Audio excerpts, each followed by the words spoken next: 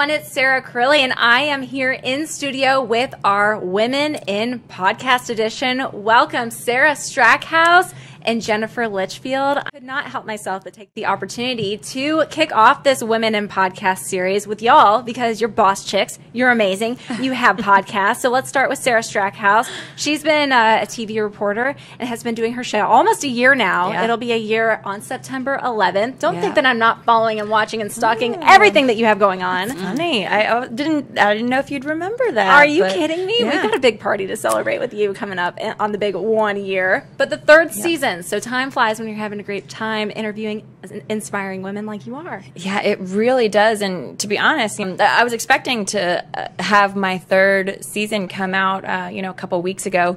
But right now we're doing a little mini series for women and people in general. It's not just limited to women for this series who are helping and spreading light and just have a message to get out, during this time. So it's been an amazing show, Sarah. Congrats. Like, seriously. And for you to be able to kind of pivot during this time, too, it's like you're having people in studio. Now you're going on Zoom calls and so on and so forth. You're just real quick and with it. And Jennifer, she's got our Tipsy Tuesdays, a very consistent show that I absolutely love that you launched on Facebook Live. You get a lot of views. And you're sharing everything from, home tips to those words of affirmation. I love your message. You guys are amazing. So let's start with you, Sarah.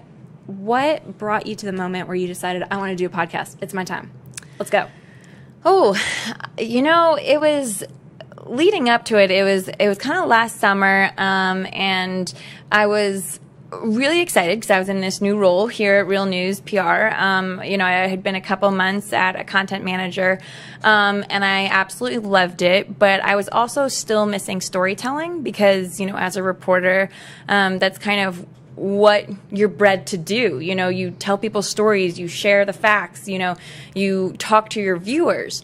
And I actually had chatted with you and we talked about just kind of some podcasts that we love and why we loved them and, women that were really cool to follow. And it just, got me thinking, like every night I was like going home and I had this one note. It's so ridiculously long. And I just started coming up with these ideas. It was like women at work or doing this and, women telling this, empowerment, and just like kind of random words and cool people I wanted to talk to in the future. And then, I decided, I was like, if I don't pull the trigger, it's not going to happen because there's so many ways you can procrastinate. Or so I was like, this is all going to throw in there and I'm going to roll it out and then I will have no choice but to do it because I put in there, I'm like, okay, check back in 2 weeks from now. And I was like, oh my God, I need to interview someone ASAP. So that was kind of how it, got started and started going through my old interview Rolodex from working at CW and started calling people that I knew that were awesome and I'd created connections with. So I attribute a lot of that to you. Sarah, seriously. Okay, well, thank you for that because I love that you did it and you're doing it. What was that moment like when you were making your first call to invite someone to be on your show? Can you relive that for me? Yeah. Dig deep, Strack. Was your heart beating?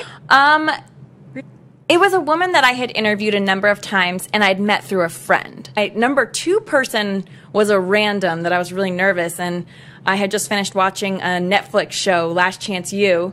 Oh, yeah, girl. Yeah, and I messaged Brittany Wagner. Yes! Through Instagram. See? We're celebrating through Instagram, and she said yes. And she said yes, dude. And I was like, you know what? The worst case scenario, she says no. Right? And I was like, I can deal with a no. I've dealt with it my entire life in reporting. You walk up to someone and you say, hey, come talk to me about, this shooting that just happened. They're like, no, get away from me. So I'm used to being able to handle rejection. Yeah. I remember getting that in my mind. I was like, maybe I'm onto something. Maybe people are interested in talking about like women out there making change. So I don't know. It was my first feeling of validation, I guess. I love that. Sarah, so your show is primarily interviewing. Will there be a time where you will be looking straight at the camera, giving off the cuff, here's how I feel? You keep telling me to do that, but I think it's because I'm a journalist. I have such a problem talking about me. Like, we want to know. We want to know Strackhouse. So I love the way you interview. If you leave anything with this today, it's going to be some loving pressure from me. I just want to hear you go off on some topic. And that would be a great segue into Jennifer, because Jennifer, I don't know if you have been predominantly interviewing other guests, but you are looking at the camera. You are talking with your audience. And I believe you'll be opening up your platform now to interview. Have you been in interview capacity, or I think we've kind of got a nice dynamic of how the tables are turned a little bit? I got to learn from you, because I don't know how to just straight talk to viewers just like that. Girl, just turn on the camera. She's got one, right? Okay? And that's why maybe that's what I need. That's actually why Tuesday. That's why I started doing it on Facebook Live. As I was creating content and videos for YouTube for the purpose of YouTube, and then go on later to edit them. Y'all are video and technology was in y'all's DNA. If I took a blood sample, I'm like, H no. So what happened is I found that I was so nitpicky to myself that the content would never get used, because I would go back and I'd be such a perfectionist, so hard on myself. We're our own self-critics, right? And so I was like, screw this. So then of course I'm taking pictures of you. That is great. So that's why I did Facebook Live, because it's raw, it's real, and the beautiful thing of that, what come of that is, one, I mean, if you go back and watch my episodes, I literally transformed on camera.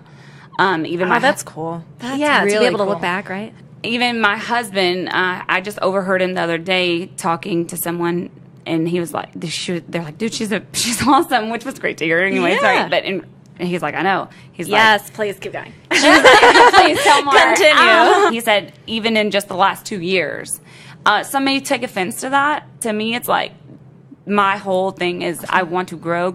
Always. And I've learned that that's from within. You have to love yourself enough to grow. Love yourself enough to send a DM. Slide up in the DMs with Brittany Wagner. Of course not. You wouldn't have done that if you wouldn't have been okay with the no. Yeah. If the no was going to cripple you, you wouldn't have sent it. And then sometimes you learn and you send it and it is a no, or maybe just a ghost, right? Which has happened many of times since then. So I used to think that you either win or you learn. And I no longer think that. Recently that's evolved to you always learn. Yeah. And that's winning. And then sometimes you get the cherry on the top, which is the yes. Yeah. But I mean, so yeah, just Facebook Live. I'm like, here, it's me. It's raw. It's real. To answer your question, yes, I have done interview styles. I love that. I prefer that. It's just a matter of I had an assistant for a while. She had baby number 2. Never really filled that spot. And so it just gets to be a lot as far as having my real estate career, my coaching career. I am a mom. I am a wife. To be able to set up the interviews and then go, and then the equipment and all the stuff.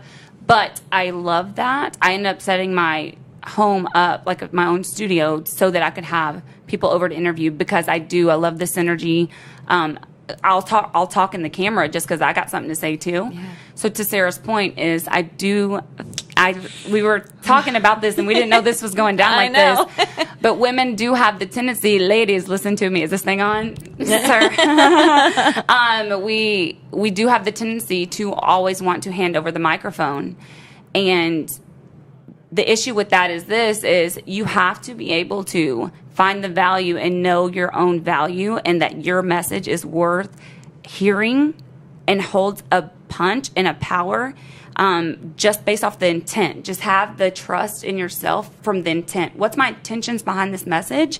Then you'll turn on the camera. Ooh, that kind of my stomach dropped a little bit, but that means it's right. That means it's right. And that's what, thank you guys. Let me celebrate you here. Cheers, ladies. Virtual cheers here. Where's our wine? I wish we had some. Yeah. But that's what this is all about, truly, is highlighting y'all, because you do have an incredible message. Both of you are doing it. You're doing these podcasts, and it's just so incredible. And that's really what we're all about here, is helping build brands, build people up like y'all. And so it's just so exciting to be able to watch you guys grow through it. And that's what we want to do here, and help y'all experiment, throughout it. So if anybody's watching this, ladies and gentlemen, not just ladies and women who podcast, but men too, if you got a show, we want to work with you guys on taking that to the next level and working with us to be able to do that. We want to be your experimental playground. We know it's a lot doing these shows, possibly from home or working alone, and it's like you need a team behind you to be able to take it to the next level, and that's what we built here, and that's what we're creating. So I definitely want to keep highlighting those that are doing it, and also, kind of the cross-referencing too, where it's like, Sarah's been doing her show for almost a year now. What's her goals, her vision? Jen, she's been doing her show, and it's a streaming show, and she's got a ton of viewers that are like, you're changing my life. Like, that's so cool. Like, I want to bring freaking all of them in here and have them just celebrate. You know what I mean? Like, there's so much that we can do with the shows among us that are doing something really cool in this age of content. I think this age of content is here to stay and make a huge impact. We get to be a part of it, right? Like, yeah, that's amazing. If I may add something to y'all's credibility, I don't have the skill set. I mean, I could get it, but I don't have the skill set. And I tried to do an intro outro on Audacity or whatever on my MacBook, and I never did it because I recorded it and it wasn't of quality. I did a 12-minute interview with Jeff, and they had gone through my Facebook or Instagram and got that different media and different cuts and clips. Dude, that looks so legit, and it furthered the just the credibility. And the thing with that is what I love about that, and it's such an honor for that, is your message is heard better. Your message, your words have more power in them because it's not distraction of the blurry offset camera. That in itself, when you can focus on the content. And so I definitely encourage anyone, if you want, your message will be echoed and amplified in a very loving and professional way here. And y'all have no assertion. You give them their creative control. So that's important for people out there, because if you actually have something to say, you don't want to be told what to say. And I think that's how this company originated, right? It is. There's so much more to that. I mean, I just, we could go on for days. I got Derek in the house. Derek. Yeah. What do you love most about our clients and working with them in storytelling in these boss chicks here at the table? I think the most interesting thing for me is I'm keeping the camera on you because I'm not don't worry, camera ready here. But Derek's the man behind the curtain. I just like being behind the scenes. Like the Wizard of Oz. I do. Can you open it? Because I've got a reflection. No, I told you we would be doing this amazing shot with the Instagram pillows in the back, and look, we did it, Derek. They said it couldn't be done, and it's being done. I just like being around people that I'm not typically around, from industries that I don't typically deal with. That's something that I still haven't really kind of grasped, just kind of how my network has expanded and people I've met. So that's definitely my biggest takeaway, other than just kind of doing my normal stuff. But working in news for a long time, I never really got to meet the people behind the stories. So now actually like doing that and hearing and being a part of it is much more fulfilling, for sure.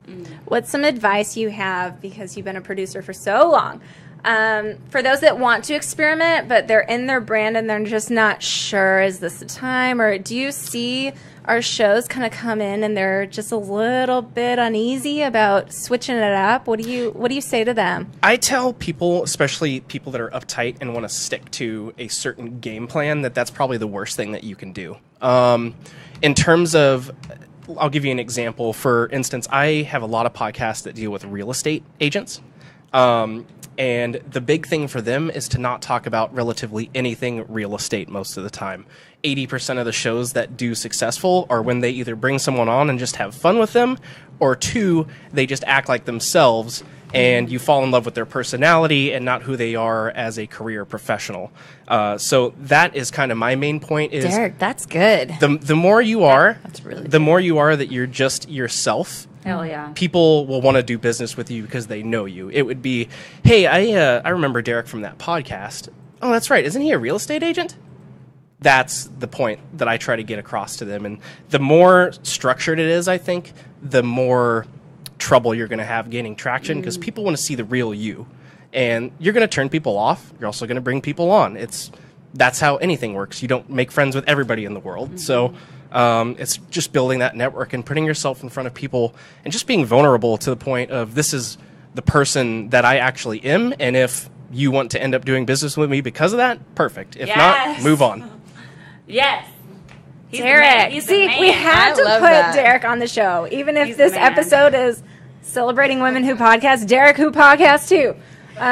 Plus Derek. No, I love that. No, I think that part of our Give Back Too is starting these series of like, hey, what has made a difference when you're getting the content out there, when you're feeling maybe insecure, you're not sure, this, that, and the other. What's something that pulled you through, pulled you out of that feeling of I'm just not sure, right? And I think it's just doing it, right? Jen, do you remember that first episode or that first time? Like, what was that like for you? Was there any uneasiness? The Tipsy Tuesday with Jen. Yeah. So that's why it's called Tipsy Tuesdays with Jen, is because tips, T-I-P-S, capital, right? Like giving tips. But I was intentionally having a glass of wine with a new construction worker and a title company rep. That's how that started, was like, oh, have a glass of wine and chill, or like, it'll be okay, like, because I was trying to like talk her into coming. She's like, I'm gonna have to have a glass of wine or something. I'm like, yes, queen, let's do that. It just sets the tone of saying, hey, well, it sets the tone within it echoes through my whole brand is, dude, I'm me and I'm me. Like, not fought, but yeah, like I've worked to be me and peel back layers and let the me that you see right here shine and actually be welcome in this room. So Facebook Live isn't gonna, it's a vulnerability, but I just knew going into it, like, it was gonna be raw and real, and people love that. I mean, people open up in the interviews. They just feel it, man. I love that. As a viewer. They feel the, it's like perfect, it's like perfect imperfection, you know? But it's so, I love that too. Like when I watch people, they're so real, so them. And like that's something that I've struggled with so much because, my husband was watching and he was like, Sarah, you don't really have much personality on your show. And I'm like, what do you mean? Well, right. Well, it hurts that you're actually trained. Well, but the thing is, is that like I'm used to asking questions like an anchor or a reporter. You're serious. You ask yes or no, or not yes or no, but you ask open-ended questions, but you don't lead or you don't give your opinion. So this has been a really hard learning curve for me. And my husband is like, he's like, Sarah, this is why people love you, because you're weird and you're quirky and you're an oddball. And you're talking a Smeagol voice. I'll talk in Smeagol all the time. Oh my God, that's so good. But that's the thing. Like, I would never, like, in my mind, I'm like, I would never do that on my show. And I'm like, no, I need to do that. Like, that's season 3. That's season 3. But open it with a Smeagol voice. Well, maybe. But at the end, or maybe at the beginning. I don't. Maybe whatever just go in. Feels I don't right know. in the moment, girl. Look, he's just telling you, don't try to structure it. Exactly. Quit holding yourself back now. I know. And I think you guys are giving me inspiration. Season 3, I'm gonna let loose and let maybe have a glass of wine. Take a note of Jen's Tipsy Tuesday. Yeah, maybe I should. Well, another part of that was I thought I'm like, ooh, there might be some consequences, or I might lose people for a drink.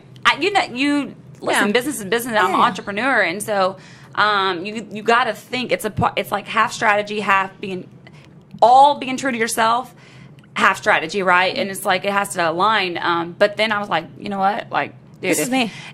If the client would get upset with me having a glass of red wine, they ain't for me no way. It's like, the chance of getting her ass to the closing table, slim to that, right? Yeah. I mean, like, because mama keeps it real and true, and I work hard, and I'm very transparent. That's what people love as well, because they trust me, right? But I just was like, screw this. Like, if they get offended, but I have had teachers on and stuff, and they intentionally, just because parents and people trip, like. Yeah.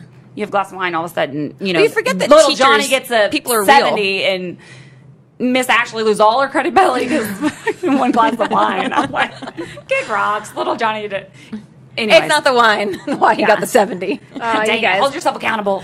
And him. So much more to come with Jen and Sarah, but we're going to close for now. Thank you guys so much for joining us and more exciting interviews with women and men like Derek, who podcast. We'll see you guys next time.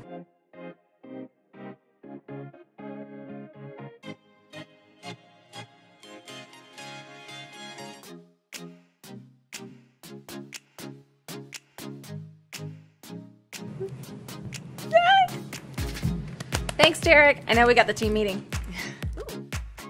This episode of Women Who Podcast was brought to you by the broadcast professionals with Real News Communications Network, a Real News PR company. PR and podcasting at the speed of news. Make your podcasting dreams come true and work with us. Visit www.launchashow.com. That's www.launchashow.com.